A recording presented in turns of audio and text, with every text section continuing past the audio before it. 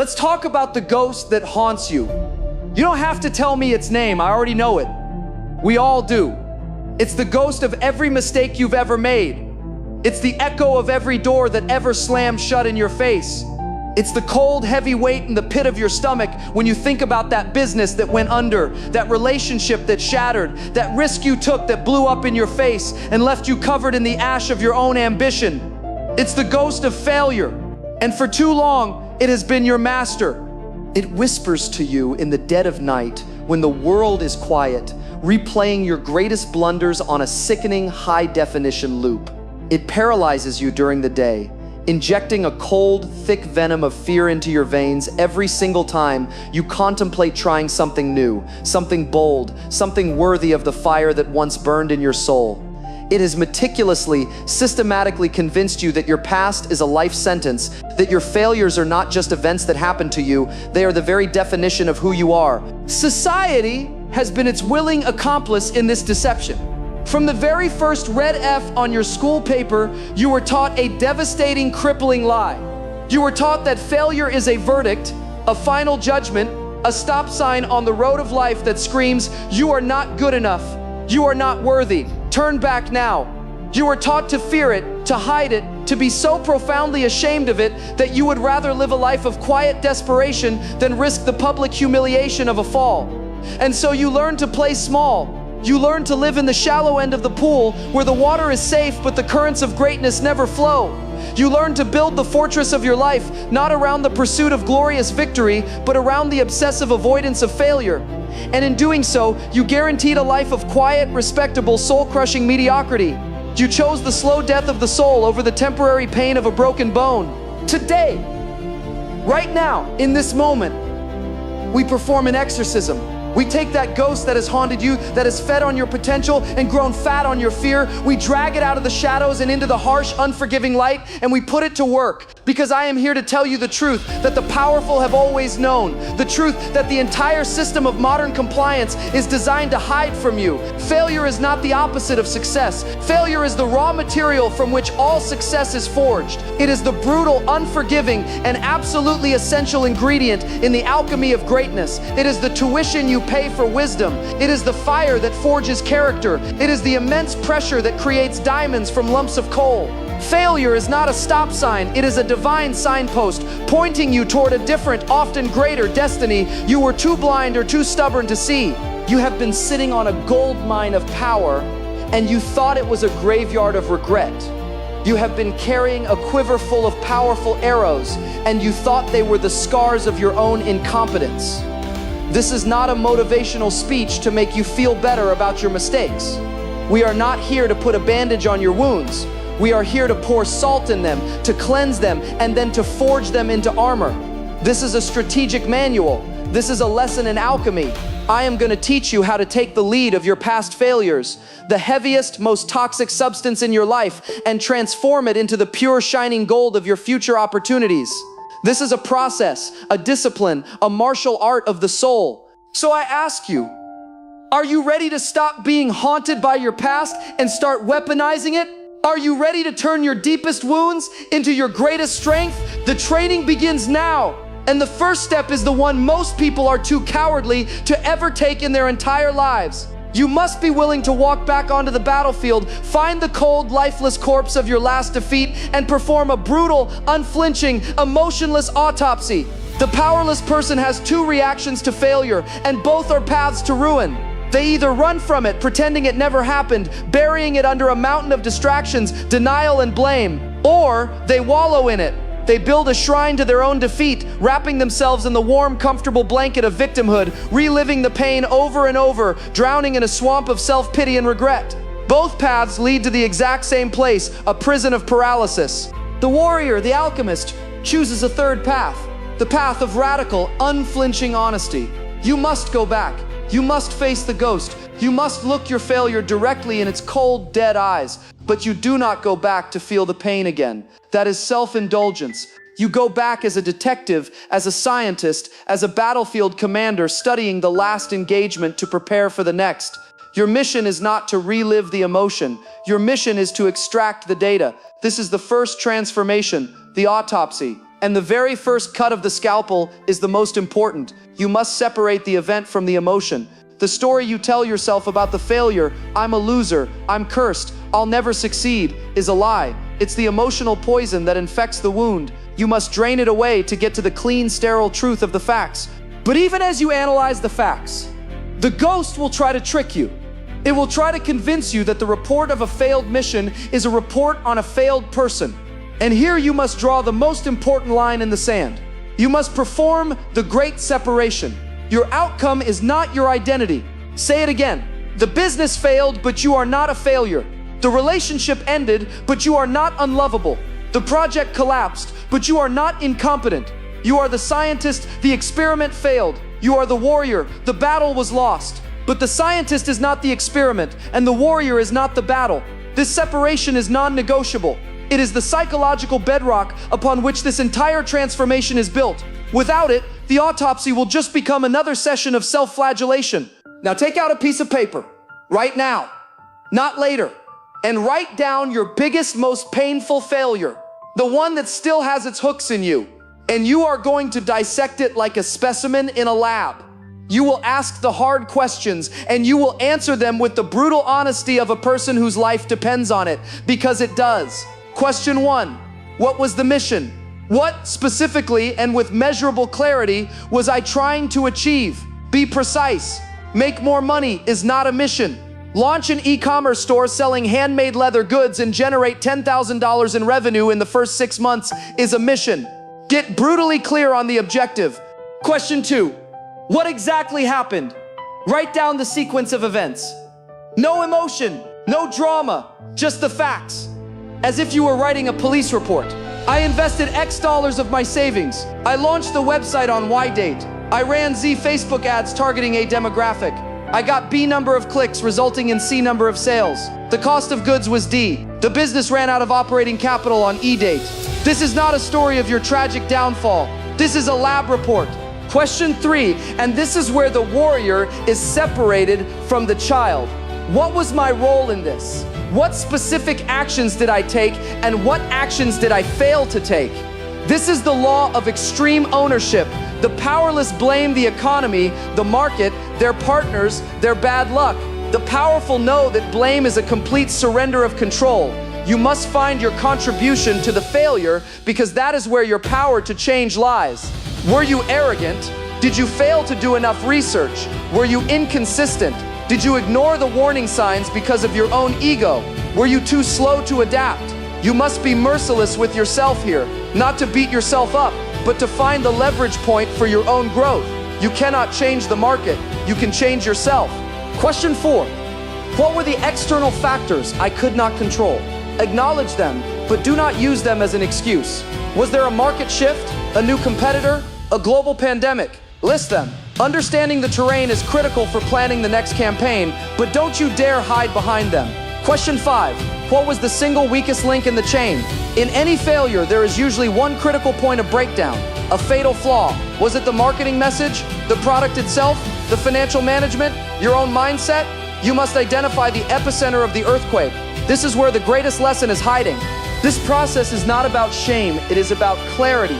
You are turning the traumatic, chaotic, emotional monster of failure into a simple, logical equation, an equation that you can now solve. You are draining the poison of emotion to find the pure, powerful antidote of data. Most people will live their entire lives too terrified to do this. They will let their ghosts haunt them forever. But you will become a ghost hunter. You will become a battlefield detective. You are no longer the victim of your past. You are its chief investigator. And once you have the raw data, the unvarnished truth, you are ready for the second most magical transformation. You are ready to mine for the lesson. You've dissected the corpse.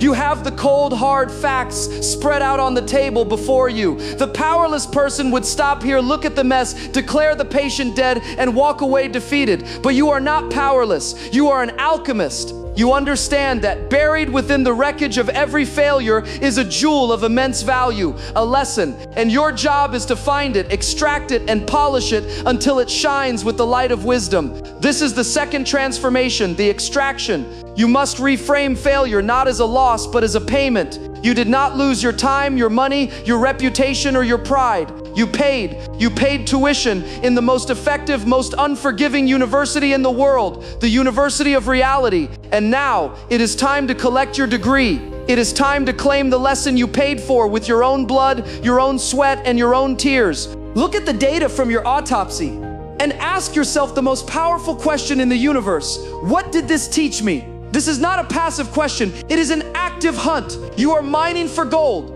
But you must dig deeper than the surface. You must look for the second order lessons. The first order lesson is tactical. My marketing message was wrong. The second order lesson, the real gold, is strategic and personal. I ignored the data that my marketing was wrong because my ego was tied to being right. Do you see the difference? The first lesson helps you build a better ad. The second lesson helps you build a better self. So let's dig. Perhaps it was a lesson in skill. Your autopsy reveals that your sales funnel was leaky, that you didn't understand your customer avatar, that your product had a fatal flaw. This is not a verdict of your incompetence. This is a gift from the gods of reality. The universe has just handed you a personalized, high-priority curriculum for your own development. It has shown you the exact skill you must now go and master with a relentless, obsessive, singular focus. Failure has revealed the gap in your armor. Now you know exactly where to put the new steel. The powerless person says, I'm just not good at sales. The powerful person says, it's time to become a master of sales. Perhaps it was a lesson in character. This is the second order gold. Your autopsy reveals you were arrogant. You thought you knew it all and didn't listen to the advice of those with more experience. Or maybe you were impatient. You wanted results now, and you cut corners, sacrificing long-term quality for a short-term win. Or maybe you were afraid. You were too scared to make the tough call, to have the difficult conversation, to invest when you should have. This is the most painful and the most valuable lesson of all. Failure is the great ego killer. It is a mirror that forces you to confront the weakest parts of your own character. Do not flinch. Do not look away. This is your opportunity to reforge yourself, to burn away the arrogance and replace it with humility, to burn away the impatience and replace it with strategic patience, to burn away the fear and replace it with calculated courage. You didn't just lose a business, you were given a chance to upgrade your own soul. Perhaps it was a lesson in strategy. Your autopsy reveals that your entire approach was flawed. You were climbing the wrong mountain. You were fighting the wrong war. You had a brilliant solution to a problem that nobody actually had or was willing to pay to solve. This is not a tragedy. This is a divine redirection. The universe has just saved you years, maybe decades of your life that you would have wasted going in the wrong direction. Your failure is a compass, and it is now pointing you toward a new, more promising path. You must take this lesson, this golden nugget of wisdom, and make it tangible. Write it down in big, bold letters. The lesson is underscore, underscore, underscore, underscore, underscore, underscore, underscore, underscore, underscore, underscore, underscore, underscore. This is your prize. This is the gold you mined from the rock of your defeat. You must cherish it. You must integrate it. You must burn it into your mind so that you vow to never pay for that same lesson again. Most people make the same mistakes over and over again their entire lives because they never do the work of extracting the lesson. They just feel the pain, build a wall of scar tissue around it, and then blunder into the next situation, destined to repeat the exact same pattern. Not you. You will become a master learner. Every failure, every setback, every mistake becomes another arrow in your quiver, another tool in your belt. You are building an arsenal of wisdom that will make you unstoppable. The person who has failed 100 times and extracted the lesson from each failure is infinitely more powerful and more dangerous than the person who has played it safe and never failed at all. You are not just surviving your failures, you are getting richer from them. Richer in wisdom, richer in experience, richer in power. And as you integrate these lessons, you will begin to notice a profound change, not just in what you know, but in who you are. This is the third and most crucial transformation. You've confronted the ghost. You've separated it from your identity. You've extracted the lesson. Now begins the deepest, most profound part of the alchemy. This is where the failure ceases to be an external event and becomes an integrated part of your own character. This is where you allow the fire of your past mistakes to reforge the very steel of your soul into something new, something unbreakable. This is the third transformation, the reforging. You must understand that failure is a forge. It is a crucible of immense heat and immense pressure, and it will do one of two things to you. It will either consume you, leaving you as a pile of brittle ash and bitter regret, or it will temper you, burning away your impurities and hammering you into something harder, stronger, and more resilient than you ever thought possible. The fire is the same. The choice of what you become is yours, and yours alone. The powerless person is consumed by the fire. Their failure becomes their identity. They are the guy whose business failed. They are the woman who got divorced. The fire melts them down into a puddle of victimhood, and they never regain their shape. The powerful person steps into the fire willingly. They see it not as a punishment, but as a purification. They know that on the other side of this painful, roaring heat is a new, upgraded version of themselves. And they know this reforging builds the essential character traits in the arsenal of power. First, and most obviously, the fire forges resilience. Every time you fail and choose to get back up, you are doing a spiritual push-up.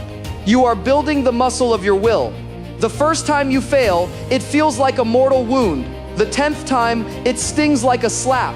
The 100th time, you barely break your stride. You develop a psychological callus. You learn on a deep cellular level that you can take a hit, that you can get knocked down, spit out the blood, and get right back in the fight with a grim smile on your face. This resilience is the foundation of all long-term success. It is the ability to outlast the pain, to outlast the competition, to outlast your own doubt. You are no longer brittle glass. You are becoming tempered steel. Second, the fire forges humility.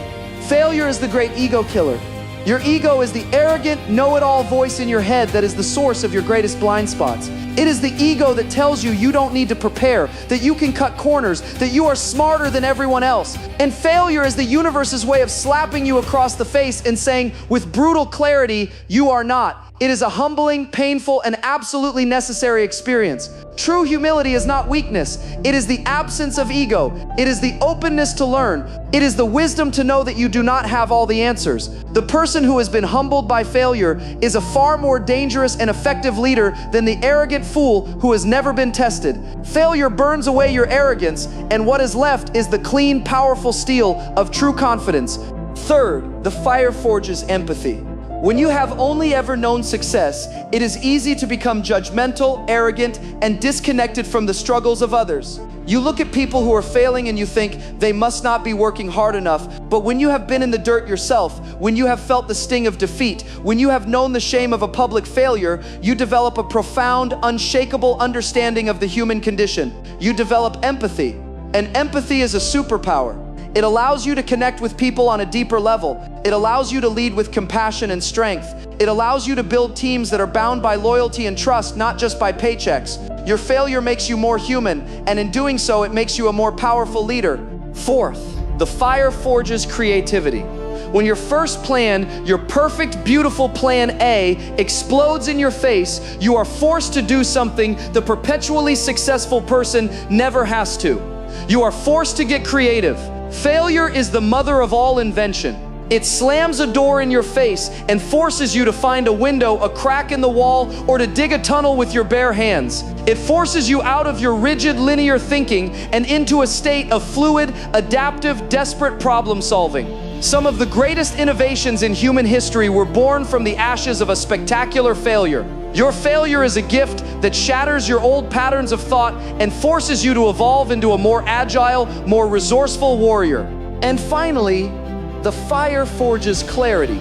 Catastrophic failure has a way of burning away everything that isn't essential. It burns away the trivialities, the fake friends, the shallow goals. When you are on your knees in the ashes of your defeat, you are left with a profound, terrifying clarity. You are forced to ask the big questions. What really matters to me? What am I willing to bleed for? What is the mission I would die for? Failure is the ultimate purifier of purpose. It strips you down to your core, and in that nakedness, you find your true, non-negotiable mission. Do you see? The fire of your failure is not a curse. It is a crucible. It is a divine instrument of transformation. It is forging you into a weapon of resilience, humility, empathy, creativity, and clarity. You are not just learning from your failure, you are being transformed by it. You are becoming someone new, someone stronger, someone wiser, and this new person, this reforged version of you, is now capable of seeing something they were completely blind to before. They are capable of seeing the new path.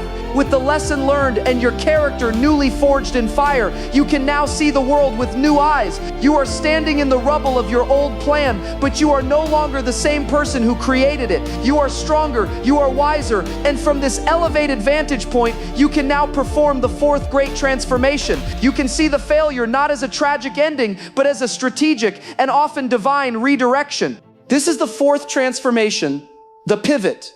You must understand that failure is often the universe's way of speaking to you, of guiding you. It is a course correction. It is the universe closing one door, often a door you were obsessed with, a door you were convinced was your only path, to force you to turn around and see the much grander, more aligned door that has been standing open behind you the whole time. The powerless person stands at the closed door and bangs on it for the rest of their lives. They cry about what could have been. They are consumed with the injustice of it. They remain a prisoner of a path that is no longer available. Their life becomes a monument to a dead dream. The powerful person feels the sting of the closing door, honors the momentary loss, and then turns around with a hungry, curious, strategic look in their eyes and asks the most powerful question of all: what else is possible now? But to pivot, you must first be willing to let go. This is the hardest part for most people. They are trapped by the sunk cost fallacy of the soul. They've invested so much time, so much money, so much of their identity into the failed path that they cannot bring themselves to walk away. Walking away feels like admitting the entire investment was a waste. And so they stay in the rubble, trying to piece together a broken dream. You must be more ruthless than that. You must be willing to hold a warrior's funeral for your old plan. You must thank it for the lessons it taught you, for the strength it forged in you, and then you must burn it to the ground. You must let it go completely. Only by creating a vacuum can you allow something new and better to enter. You must learn to see failure not as a wall, but as a signpost. It is pointing you in a new direction. Your job is not to argue with the signpost. Your job is not to get angry at the signpost. Your job is to have the humility and the courage to read it and to walk the new path it reveals, even if that path is terrifying and unknown. Think about the great stories of innovation. The drug that failed as a heart medication but became Viagra. The industrial adhesive that failed to be strong enough but became the glue for Post-it notes. These were not mistakes, they were pivots. They were discoveries born from the ashes of a failed objective. This applies to your life on a profound level. That business that failed, maybe its failure taught you a hard lesson about a different, much bigger market need that you are now one of the few people in the world perfectly positioned to solve. The job you got fired from, maybe it was the violent, necessary push you needed to finally start your own company, the one you were too comfortable and too scared to launch while you were collecting a safe paycheck. The relationship that ended in heartbreak, maybe it was the necessary pain required to teach you what you truly need and deserve in a partner and to make you the person who is finally ready for that healthy, powerful relationship. Your greatest opportunities are almost always hidden just on the other side of your greatest failures, but you will never ever see them if your eyes are still fixated on the closed door behind you. This requires a deep, profound faith in the process of life. A faith that even your setbacks are serving your ultimate growth. It is the belief that you are not a victim of random chaos, but a participant in a purposeful journey, and even the painful detours are part of the map. You must cultivate this mindset. You must become a master of the pivot. When a strategy fails, you do not abandon the war. You change the tactics. You are loyal to the mission, not to the plan. The plan is disposable. The mission is sacred. Look back at your biggest failure, the one you dissected, the one that reforged you. Now ask yourself, what door did that failure open? What new path did it reveal that I was blind to before? It might not be obvious at first. You may have to sit with this question in the silence. But the answer is there. Your failure was not just a lesson, it was a redirection. It was a gift disguised as a catastrophe. Your job is to have the courage to unwrap it. The courage to let go of what you thought your life was supposed to be and to embrace the life that is truly waiting for you. This is the art of the pivot. And when you master it, you become unstoppable because there are no dead ends. There are only new directions. And now you are ready for the final, most powerful transformation of all. You have confronted your past. You have extracted its wisdom. You have allowed it to reforge your character. You have used it to find a new, more powerful path. Now, it is time for the final act of alchemy. It is time to stop seeing your failures as something you overcame and to start seeing them as your greatest source of power. It is time to weaponize your scars. This is the fifth and final transformation, the weaponization. Your past failures are no longer a source of shame. They are no longer a burden to be hidden away in the dark. They are your greatest asset. They are your superpower, and you must learn to wield them as such. The powerless person is ashamed of their past. They hide their failures. They present a curated, perfect, fraudulent image to the world, terrified that if anyone saw their scars, they would be exposed, judged, and rejected. The powerful person understands that their scars are proof that they have been in the arena. They are proof that they have fought, that they have bled, and most importantly, that they have survived and learned. Their scars are their medals of honor. They are the source of their deepest credibility. Who would you rather learn from? The theorist who has read every book on battle but has never seen a fight? Or the grizzled, battle-hardened veteran whose scars tell the story of 100 campaigns? The answer is obvious. Your failures give you an authority, a gravity, a wisdom that no amount of easy success ever could. You must learn to own your story, all of it. The wins, the losses, the triumphs, and the messy, embarrassing, painful failures. You must integrate them into your narrative. They are not the chapters you rip out of your book. They are the chapters that give the story its meaning, its drama, and its power. When you speak about your failures openly without shame, two magical things happen. First, you rob them of their power over you. The thing you are no longer afraid to talk about is the thing you have truly conquered. You take the ghost that haunted you in the dark and you make it your servant in the light. Its power to intimidate you is gone forever. Second, you connect with other human beings on a profoundly deep level. Your curated perfection creates distance and envy. Your vulnerable, honest story of failure creates connection and inspiration. When you share your story of falling down and getting back up, you give others permission to be human. You give them permission to forgive themselves for their own failures. You stop being just an expert on a pedestal. You become a guide, an inspiration, a fellow warrior. Your mess becomes your message. This is the ultimate alchemy. The very thing that you once thought would disqualify you from success is the thing that now qualifies you for leadership. The failure that you thought was your greatest shame becomes the source of your greatest influence. So how do you weaponize it? How do you forge this narrative? You tell it not as a victim, but as a hero. Every great story, every hero's journey has a moment of catastrophic failure. The hero is defeated, cast out, left for dead. This is the moment of transformation. You must learn to tell your story in this arc. I had this ambition, I faced this challenge, I made this mistake, and I fell. It was painful, but in the ashes, I found this lesson. I used that lesson to get back up, and it led me to where I am today. That is a story of power. That is a story that inspires. You wield this weapon in a negotiation.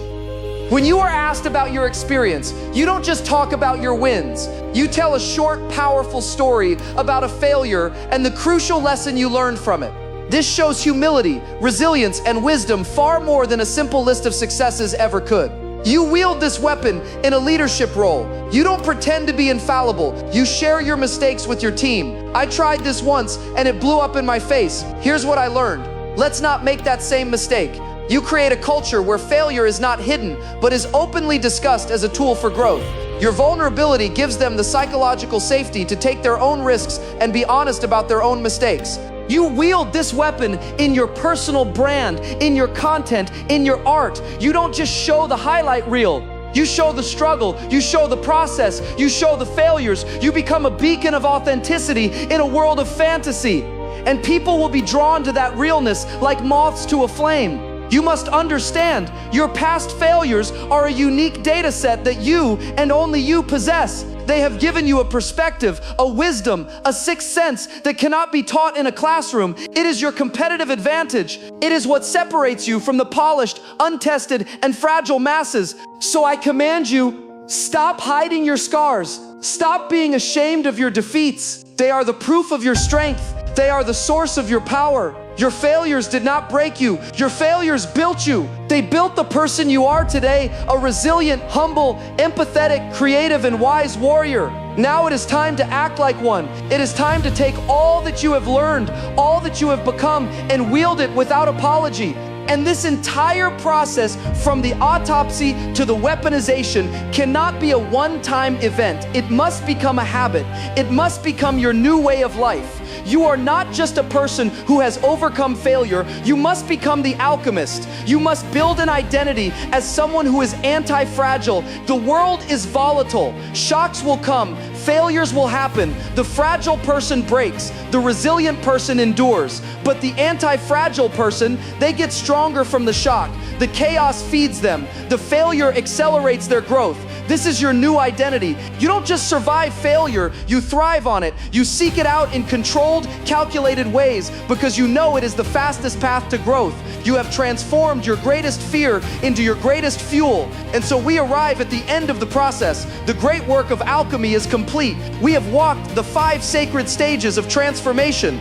We started with the autopsy, facing the ghost of our past with brutal, unflinching honesty to separate our identity from our outcomes and to extract the pure data from the emotional wreckage. We moved to the extraction, mining that data for the priceless jewel of wisdom, reframing our failure not as a loss but as tuition paid for a critical first and second order lesson. Then came the reforging, where we stepped willingly into the fire and allowed the heat of our mistakes to burn away our weakness and temper us into something stronger, forging the character traits of resilience, humility, empathy, creativity, and clarity. From there, we mastered the pivot, learning to see our failures not as walls but as divine signposts, holding a funeral for our old plans and courageously walking the new path that our failure revealed. And finally, we learned the weaponization, the ultimate act of turning our scars into our superpowers, our past shame into our present authority, and our messy, broken story into our most powerful message. This is not a simple mind trick. This is a deep, profound, and ongoing spiritual practice.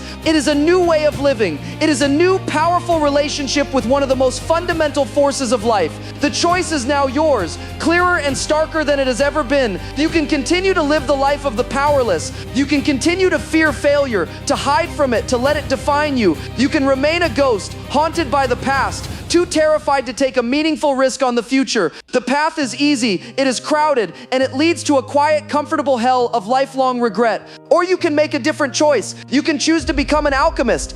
You can choose to see every setback, every mistake, every failure, not as a punishment, but as an assignment from the universe, an assignment to learn, to grow, and to become stronger. You can choose to look at the wreckage of your past, not as a graveyard, but as a construction site filled with the raw materials for the cathedral of your future. I challenge you right now to take a vow to yourself, the alchemist vow. I will no longer be a victim of my past. I will be its student. I will no longer be ashamed of my failures. I will be the alchemist who turns them into power. I will not fear the fall, for I know it is the only way to learn how to fly. My failures did not break me. My failures built me. Take that vow. Let it sink into your bones. And then I want you to do one last thing. I want you to bring to mind your single greatest failure, the one that still has its hooks in you. And I want you to look at it with new eyes. Not with shame, not with regret, but with a hungry, curious, strategic look. And I want you to ask it one simple question. What is the opportunity here? The answer to that question is the first day of the rest of your life. Now go to work.